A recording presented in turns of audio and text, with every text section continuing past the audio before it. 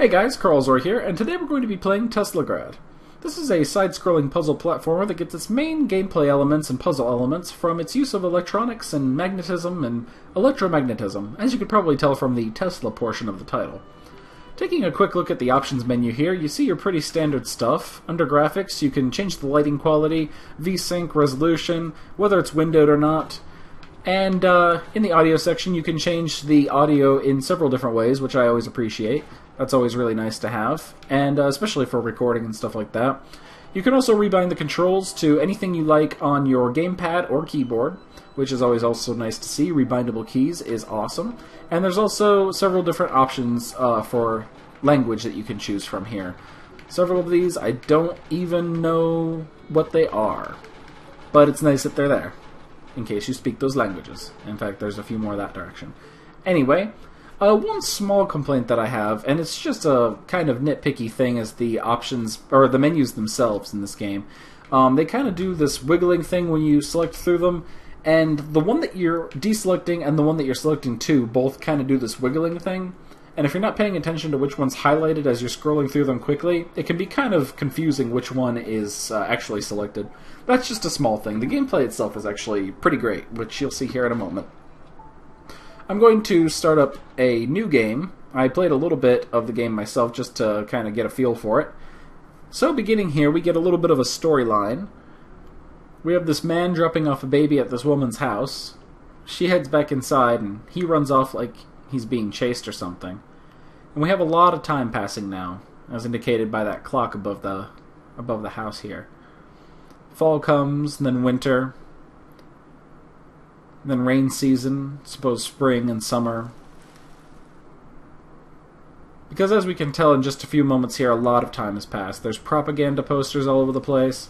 There's some kind of war or manhunt going on. There's men approaching this house. And the mom, she's standing up there telling us to leave. Or presumably that child from the beginning.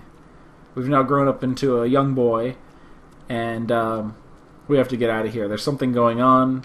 We're not really told exactly what, but it's kind of implied that we're in danger, and it's definitely in our best interest to go and find a better life for ourselves, or find something to do. So we begin running to the right. And the first thing you'll notice is that this game has a gorgeous art style. I absolutely love it.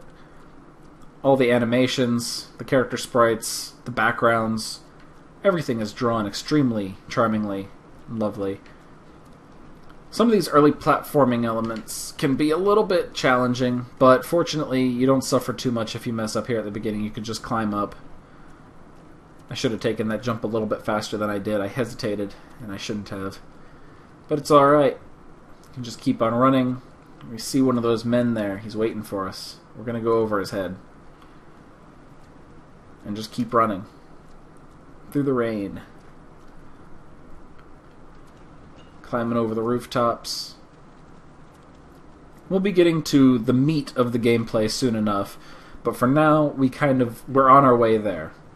We're trying to get away from our pursuers, and it is possible to get caught during this segment if you're not fast enough, and you might see that happen because some of this early quick platforming and stuff I haven't been all that great at in the past, when I was doing my early test recordings and such. We're safe for now. We got away from that first pursuer pretty easily. Pretty handily, if I say so myself. But as you can see, there's another one here. This guy's gonna give us some chase too. Just gotta keep running. So another minor complaint that I have is that sometimes you reach parts of the screen like that, and you're trying to run, you need to see what's going on ahead of you, and the screen will just stop scrolling like it's maybe loading the next area or just waiting for an actual transition to the next scene or something. I don't know if that's necessary because of how the game is programmed or exactly what's going on with that, but it's just a little bit annoying if you don't know the layout of what's coming ahead. Unfortunately, they do it in a way that it doesn't really usually end up fumbling you up too much unless you have kind of slow reactions. But we've made our way into this crazy place. As we head our way on inside, we're going to find that this man here, maybe he's the guy that dropped us off in the beginning. He didn't quite make it. He's dead.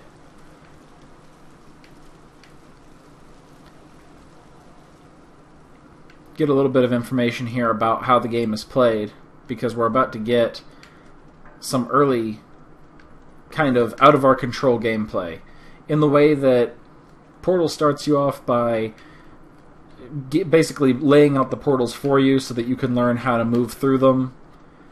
This game kind of gives you a few gameplay elements at first that you have no control over, so that you can get used to them before it's actually your job to control them. In this room, let me go back really quick so I can show you what's going on exactly. There's these spiders moving around down here that keep on hitting these different platforms and giving them a different sort of magnetic charge. And when the red ones pass over that particular platform, it shoves that box up and we're able to move upwards. We're also able to, of course, climb walls that have any kind of vine or anything like that on them. And now we will be able to control the electromagnetism to ourselves to some degree. Be able to give things a blue or red charge, which presumably is like a positive or negative charge, that will allow us to complete puzzles and hit switches, move things in our way, platforms, such like that. Sorry if my commentary seems a little bit disjointed and weird today, by the way. I'm just feeling a little bit under the weather, and I don't know how to get that collectible up there, by the way. I haven't found a way up there yet. So we're going to see some more gameplay element here with the glove that we're given. By the way, it's one button to throw with your blue fist, and then a different button to throw a red fist. And that is the charge that you'll be imparting on your objectives here. So we're going to put a blue charge on those two because opposites attract, so that's going to send that up there. But see, if we do a blue charge on this one, nothing's going to happen. We have to red charge it because the things up there above it are blue. So it just kind of introduces you nice and steadily to some early gameplay there. We run into this plant here and we'll end up getting a temporary charge that will allow us to ride this current upward. But we don't need that right now. We just need to go ahead and move on to the next area. So in order to move things out of the way in here, need to give that a red charge so it'll gravitate up towards the blue. And let's see. Oh yeah, you can punch down, by the way, by holding in a direction. You can also do it up, left, right, down. Hold it in a direction, push the punch button. You can also... oh wait, no, you can't hit those things. Let's see. What is it that I need to do in this area? Oh yeah, things with X's on them cannot be affected. So we just needed to clear the way for that spider thingy, and then presumably he'll touch that, and yep, that clears us a path. We can stand on here, punch downward with blue, opposite or same charges repel, so that'll send the little block upward for us to ride, and then of course we'll get a temporary charge by touching that spider guy, which repels us away from the red floor down there and up here. Big long explanation for pretty simple thing. Now this is a pretty cool mechanic here. Punching and then riding the momentum up. The inertia continues to carry us up even when the platform stops. Now, what exactly abandoned that food container there, I wonder? We saw this thing, if you paid attention at the beginning, something moved this just as soon as we could see it on the screen. But we can't go this way because that's deadly. That's not good for us at all. Fortunately, checkpoint system ensures that we don't lose a whole lot of progress. In this part of the game, you want to be careful about touching the little spider guys. They won't hurt you directly, but touching the wrong ones can send you flying into fields of electricity that you'll see here on the left and right all over the place. We also can't get through this area yet, to my knowledge. If we try to, we'll just touch that electricity and die, so let's head back for now and continue along this little path. Now, I don't remember... oh yeah. You can charge those guys, and I think maybe I want to give him a blue charge so he'll float up. Yeah, and then he'll knock down the platform for us. Excellent.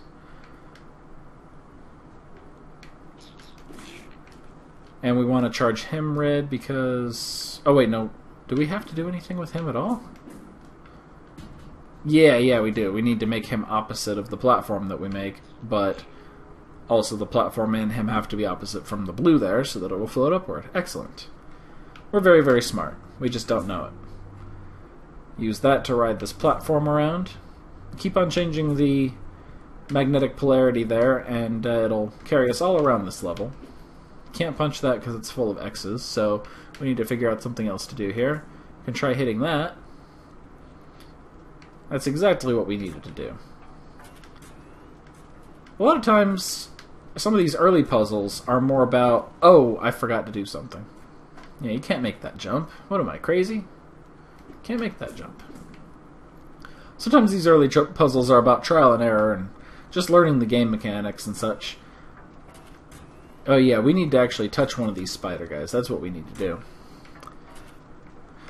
Because right now they're just trying to introduce you to stuff, but I imagine the game gets a little tougher later, where maybe you have to think a little bit harder about your solutions before you actually try implementing them. And you need to avoid touching these spider things because otherwise the little beam thing will push you back and won't allow you to progress through that area. But you do want to touch this guy so you can float up above this whole area and trying to remember. Oh yeah, this is so you can ride back. Charge those the same and they'll float together. Excellent. Can't go down yet, although there does appear to be a collectible down there. We've run into that a lot now. This is another segment where we're going to be riding a charged platform over other oppositely charged platforms. And I don't remember if there's something else we can do in this room or not. Not right now we can't because that platform's long gone now. But by now you're getting a basic feel for the sort of gameplay that we're facing here. A lot of the hazards up to this point have mostly been environmental, with the enemies only being able to hurt us indirectly by sending us into danger by charging us in an electrical way that is detrimental to us. But now we've run into one of the bosses of the game, which is this giant trash-eating robot thing. We need to be careful about not going too far to the right and ending up in the fire over there, but also not going too far to the left and getting electrocuted. And now that we've angered him, ooh, he's going to breathe fire on us for a little while. We got to be extra careful. And then the conveyor belt below our feet is going to move a little bit faster for a time. But now we just got to feed him some more trash. And just to be clear, so that I don't spoil too much of this game, if I manage to complete this boss fight without dying, I will go ahead and end this video at the end of this boss fight.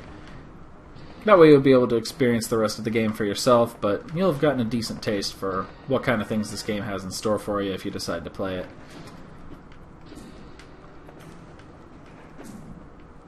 This game is available for purchase in several places, including GOG.com. That's Good Old Games. It's a good place to buy games. You can get pay one time.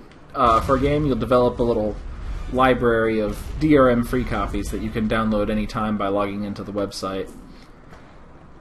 It's a pretty nice little system that they have going on over there, and some people prefer it over Steam. Some people like to have a little bit of both, DRM free copies and copies that are bound to some sort of account someplace, and I can understand that. It's all up to your matter of preference. I think you can also pick this up on Humble Store and Steam and other places like that. Good Old Games, you'll be able to get a DRM free copy. And yeah, that's that boss taken care of.